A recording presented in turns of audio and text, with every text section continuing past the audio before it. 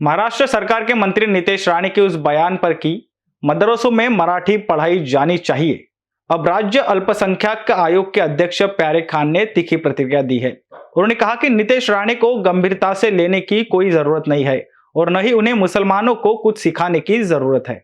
प्यारे खान ने आगे कहा कि मुख्यमंत्री देवेंद्र फडणवीस ने राज्य में आधुनिक मदरसों पर विशेष ध्यान दिया है और मुस्लिम भी अब ये समझ चुके हैं कि महाराष्ट्र में रहने के लिए मराठी भाषा सीखना आवश्यक है।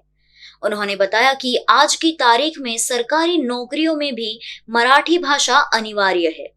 खान ने ये भी जिक्र किया कि कोल्हापुर की अधिकतर मस्जिदों में जुम्मे का खुतबा मराठी भाषा में दिया जाता है, जो इस बात का संकेत है कि मुस्लिम समाज मराठी को अपना रहा है। देखिए, सबसे पहले तो मैं आपको कहना चाहूंगा कि नीतेश राणे जी को सीरियस लेना नहीं चाहिए। जो महाराष्ट्र गवर्नमेंट जिस हिसाब से काम कर रही है उस पर हमको फोकस करना चाहिए। और महाराष्ट्र के मुख्यमंत्री श्री देवेंद्र फडणवीस जी ने जो मॉडर्न मदरसे पे जो काम किया है, आप जाके देखिए, मैं आपको वीडियो भेजता हूँ कि हर मदरसे में जो मॉडर्न मदरसे की स्कीम में है वो सारे के सारे मदरसे मराठी बहुत अच्छे से पढ़ा रहे हैं और बच्चों को मराठी आ भी रही।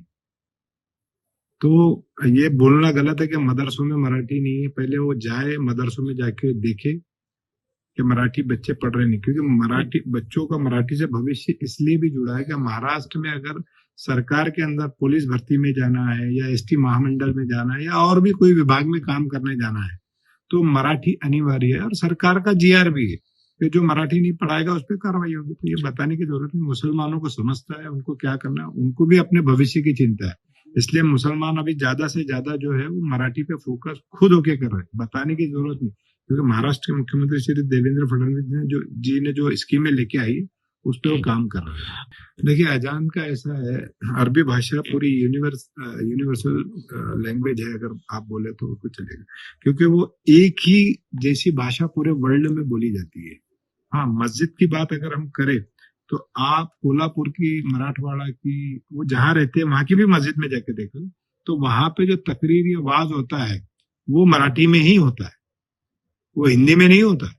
कोल्हापुर में या उधर की मस्जिदों में जाके देखे तो मराठी में ही होता है, ऐसा नहीं मराठी। तो जो व्यक्ति जहाँ का रहता है उस भाषा को सीखता है।